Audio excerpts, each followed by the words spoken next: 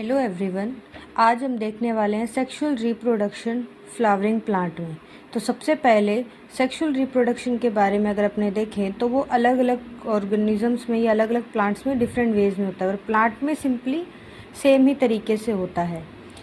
इससे पहले हमने काफ़ी वीडियोज़ अपलोड किए हैं, आप चाहें तो वो भी देख सकते हैं। सबसे पहले अगर अपने देखें स्ट्रक्चर के बारे में, इसमें सबसे पहले अपने पास आता है कि दो रिप्रोडक्टिव स्ट्रक्चर जो होती है मेल और फीमेल की रिप्रोडक्टिव सिस्टम को जो होता है स्ट्रक्चर उसको बोलते हैं कार्पल, जिसमें 3 चीज़ें आती हैं, स्टिग्मा, स्टाइल और ओवरी।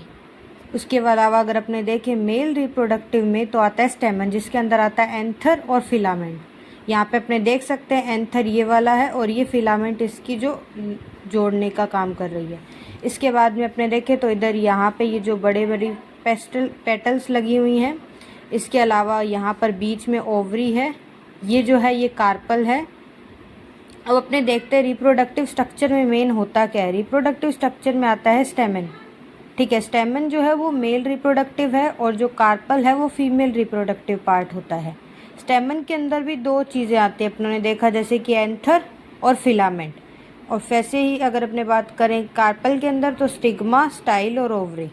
और इसके अलावा जो पेटल आती है वो कलरफुल होती है, जैसे अपने को पता है अलग अलग कलर्स के आते हैं।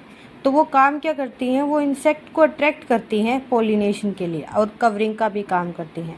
इसके बाद अपने देखें स्टेमन के स्ट्रक्चर के बारे में, तो यहाँ पे 2 एंथर दिख रहे हैं अपने को, क्योंकि ये बाइलोब्ड होता है। इसके अलावा फिलामेंट्स, ये जो लंबी सी फिलामेंट इसके अंदर प्रेजेंट होता है। अगर अपने इसका ट्रांसफर सेक्शन देखें यहाँ पर पोलन ग्रेन्स जो छोटे छोटे डॉट डॉट लगाए हुए हैं, ये 4 पाए जाते हैं सेक अलग अलग। और इसके अलावा ये जो लाइन है यहाँ से ये टूटती है, लाइन ऑफ डाइथियस बोलते हैं जिसको। और ये नीचे फिलामेंट अपने शो कर। अब हम कुछ पॉइंट्स देखेंगे स्ट्रक्चर के बारे में स्टेमन के। तो सबसे पहले आता है जो टर्मिनल जो होता है, जो बाइलोब्ड होता है स्ट्रक्चर, उसको क्या बोलते हैं, एंथर बोलते हैं। The terminal generally bilobed structure जिसको क्या बोलते हैं, एंथर। और जो लॉन्ग स्लेंडर स्टॉक जो प्रेजेंट होती है उसको क्या बोलते हैं, फिलामेंट। इसके अलावा द नंबर और जो लेंथ है स्टेमन की वो वेरिएबल होती है, हर जो स्पीसीज है उसके लिए अलग होती है, हर प्लांट के लिए। इसके अलावा ज़्यादातर जो टिपिकल जो एंजियोस्पर्म के एंथर होते हैं वो बाइलोब्ड होते हैं और ईच लोब हैविंग 2 थिका, उसके अंदर भी 2 पार्ट्स डिवाइड होते हैं, इसलिए उसको डाइथिकस कहते हैं।